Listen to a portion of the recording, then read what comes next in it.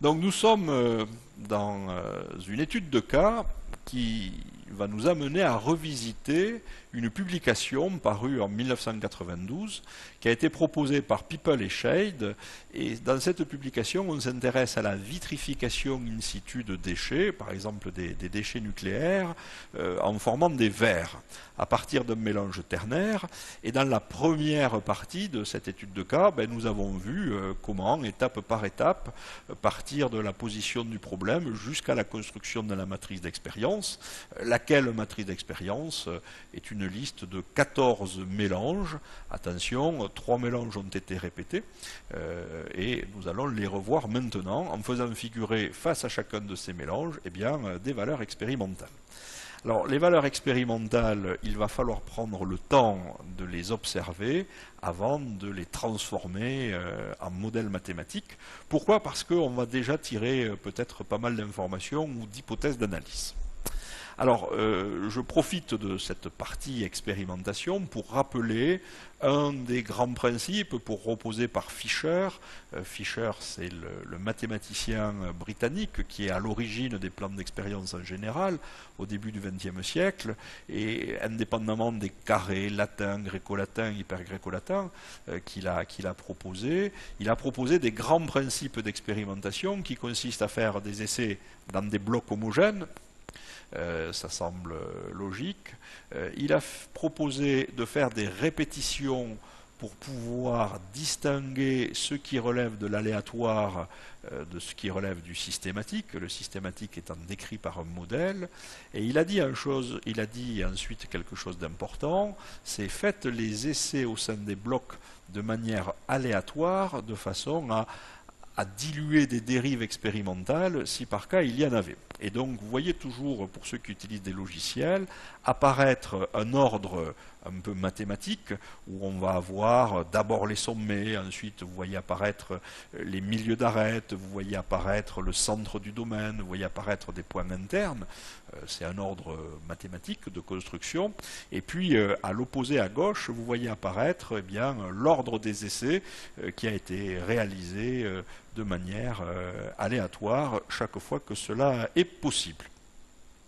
Alors face à ces essais, bien naturellement, on retrouve des valeurs observées. Donc je vous rappelle que nous avons deux grandes caractéristiques liées à la viscosité. La réponse T10, qui est la température pour laquelle la viscosité du mélange verrier atteint 10 pascal seconde, et la viscosité V 1330, qui est la viscosité du verre pour une température de 1330 degrés. Nous avions vu dans la séquence 1 les rappels de méthodes de mesure des caractéristiques de viscosité. Au même titre, vous voyez apparaître des caractéristiques concernant la conductivité électrique, ECT10 et E1330, qui sont respectivement la conductivité électrique lorsque on a atteint une température permettant de former un verre avec une viscosité de 10 pascal seconde, et EC 1330 qui est la conductivité électrique du mélange lorsque l'on est à 1330 degrés. Je vous rappelle que nous sommes dans le domaine des verres, d'où les valeurs aussi élevées de température. Alors, dès lors que vous avez collecté les données, prenez le temps de les regarder de façon simple avant de vous précipiter sur l'expression du modèle et la restitution graphique du modèle. Les observer de façon simple, ça va être ici de les regarder une à une, en se demandant si les variations des proportions des constituants ont provoqué une variation de la réponse en repérant tout simplement ici la plus petite valeur et la plus grande valeur. La plus petite valeur c'est 1202 degrés pour obtenir une viscosité de 10 pascal seconde et la plus grande valeur 1751 degrés toujours pour obtenir, mais à partir d'une autre composition chimique, une viscosité de 10 pascal seconde. Ce que je vous invite à faire lorsque vous êtes en présence de 3 constituants, voire en présence de 4 constituants, c'est de reporter les valeurs des réponses près de chacun des mélanges que ce soit dans une représentation plane ou sur une maquette, pour essayer de voir peut-être parfois des choses singulières, comment varie de façon monotone ou non la réponse dans le domaine expérimental, et assortissez cela d'une fonction de répartition. Alors une fonction de répartition, c'est très facile à faire, puisqu'il s'agit d'ordonner les valeurs de la plus petite à la plus grande et de compter le pourcentage de valeurs plus petites que chacune des valeurs. Sur une fonction de répartition, vous voyez ici que 100% des valeurs, c'est ce qui est représenté sur l'axe vertical, sont plus petites que la plus grande des valeurs, au même titre 0% sont plus petites que la plus petite des valeurs, à savoir 1202 degrés Celsius. Et vous voyez apparaître ici un trou dans la fonction de répartition, et quand vous voyez apparaître un trou, il faut se demander quelles sont les valeurs qui sont peut-être un peu trop éloignées. Vous voyez que la majorité des mélanges nécessitent une température inférieure à 1500 degrés pour atteindre 10 pascal seconde, mais quelques mélanges nécessitent des températures beaucoup plus élevées, au moins 1700 degrés, pour atteindre une viscosité de 10 pascal seconde. Eh bien, entourer les mélanges pour lesquels il a fallu avoir des températures très élevées, bien vous apercevez que c'est un des constituants purs, le sol du laboratoire dans lequel a été fait directement les essais, et puis le milieu de l'arête A04 qui est un des mélanges qui lui aussi contient bien, le plus de sol, comme vous pouvez le constater. Et ceci doit vous amener à repartir sur le tableau de données pour bien isoler ces essais et voir qu'est-ce qui a caractérisé ces mélanges qui ont une température, allez, 300-400 degrés plus élevés que les autres. On va faire la même chose pour ce coup-ci la viscosité qui est exprimée en décapascal seconde lorsque vous êtes à 1330 degrés. Alors vous vous doutez que naturellement pour les mélanges dont on vient de parler, pour lesquels il faut monter très haut, on va avoir des viscosités très élevées. Et c'est ce que vous voyez ici avec 7943 décapascal seconde et puis un petit peu plus bas dans le tableau, 6309. Et donc l'analyse de ce tableau nous montre que la viscosité pour 1330 degrés est une grandeur qui varie de plus d'un ordre de grandeur. Vous passez de 25 à quasiment 8000, et donc quand vous avez ce genre de variation que l'on va voir dans le plan de la figure, vous voyez que près des mélanges dont on a parlé précédemment, la viscosité à 1330 degrés va être très élevée. Vous vous rappelez que tout à l'heure il fallait avoir au moins 1700 degrés ou à peu près 1700 degrés pour avoir 10 pascal seconde. Et donc bilan de l'opération, la fonction de répartition nous montre que ces mélanges sont très éloignés des autres en termes non pas géométriques dans le domaine expérimental, mais en termes de réponse. Et quand on a une aussi grande variation que l'on matérialise par la fonction de répartition, eh bien, il sera sans doute nécessaire de faire une transformation de la réponse, et c'est ce que l'on abordera, alors d'une part en conclusion de l'analyse globale, mais d'autre part dans la séquence dédiée aux transformations de Box-Cox. C'est ce que vous voyez ici, voilà les mélanges pour lesquels nous allons avoir à 1330 degrés des viscosités trop élevées pour bien homogénéiser et faire un verre. C'est ce que j'ai reporté ici dans le tableau et que je venais de décrire. Alors, je vous proposais quelque chose peut-être d'original, et c'est l'intérêt de ces études de cas que l'on revisite, c'est de se dire, tiens, j'ai l'impression que la température pour laquelle la viscosité est égale à 10 pascal seconde, et la réponse que l'on vient de regarder, la viscosité à 1330 degrés, ont un sens de variation très lié. Enfin, chacun sait ou se doute qu'il y a un lien entre la viscosité et la température. Et donc, on pourrait avoir envie de faire une corrélation de ces deux réponses.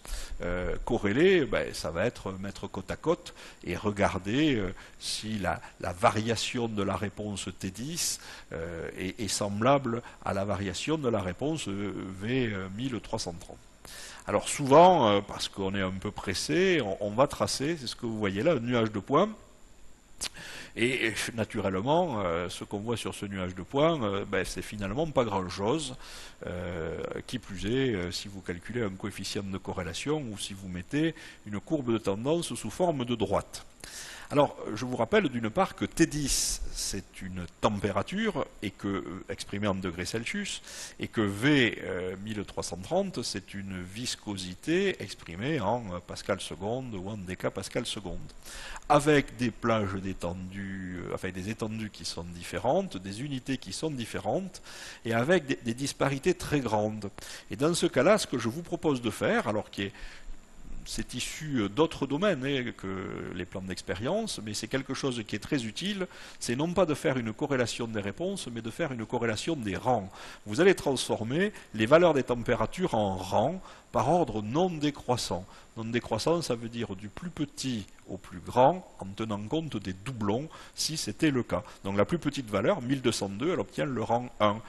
La seconde plus petite de valeur, 1206, elle obtient le rang 2, jusqu'à la valeur de rang 14, 1751. Vous allez faire la même chose avec la viscosité. Le rang, c'est un entier naturel. Ça y est, on a perdu l'unité, on a perdu la dimension de la grandeur, et puis on a fixé une échelle. Pourquoi? Parce que la distance entre chacun des rangs, c'est 1. C'est du rang 1 au rang 2, au rang 3, et ainsi de suite. Et pour la réponse V1330, bien de la même façon, nous avions vu que 25, c'était 25 décapascal seconde, c'était la plus petite viscosité, elle obtient le rang 1, la valeur 30 obtient le rang 2, et ainsi de suite. Et ce qui fait que là, vous allez pouvoir faire un graphique beaucoup plus sympathique.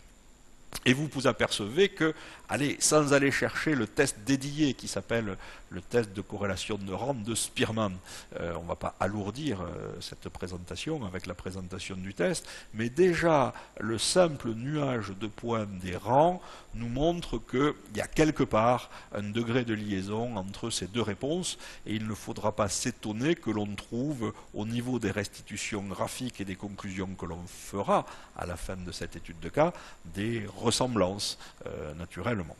Alors, c'est ce que vous voyez ici pour le moment avec la présentation des courbes d'iso-réponse sur laquelle on reviendra.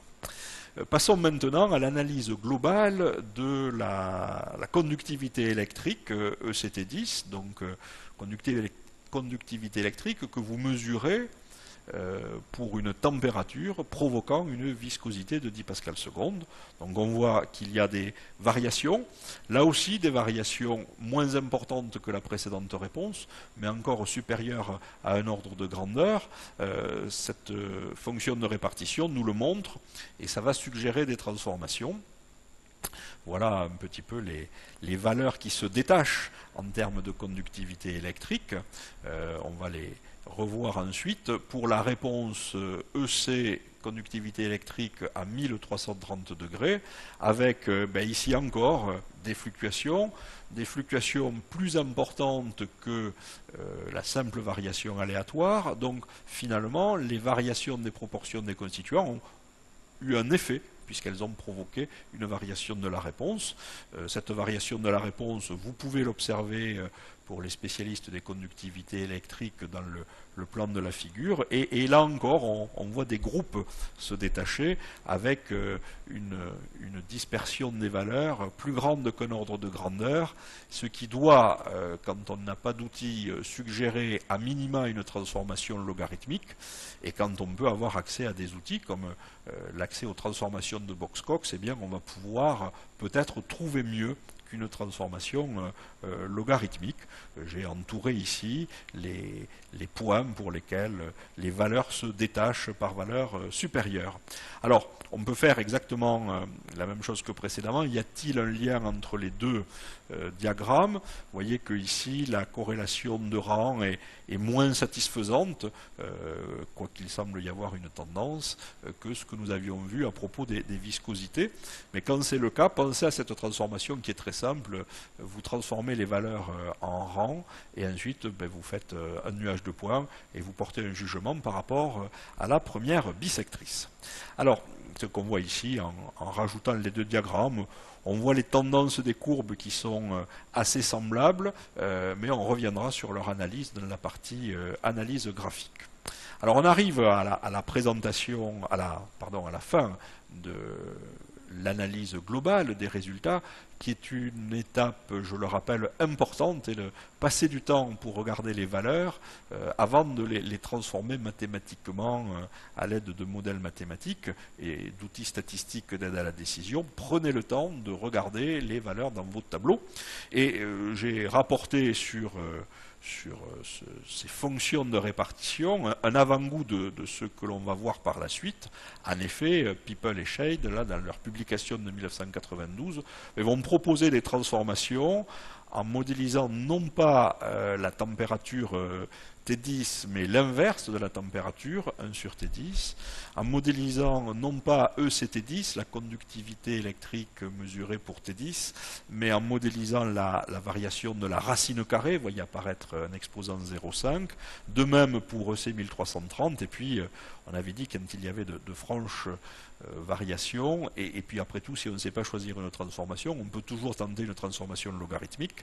Et bien c'est ceux qui arrivent à la réponse V1330, dont on voyait la fonction de répartition en bas à gauche, où l'on modélisera plutôt la variation du logarithme népérien de V1330, mais ceci fera l'objet de la partie analyse statistique des modèles et transformations. Voilà, donc nous avons fini cette première étape, cette première séquence de la deuxième partie de l'étude de cas, et donc nous allons passer maintenant sur la partie analyse mathématique, puis analyse statistique, puis analyse graphique.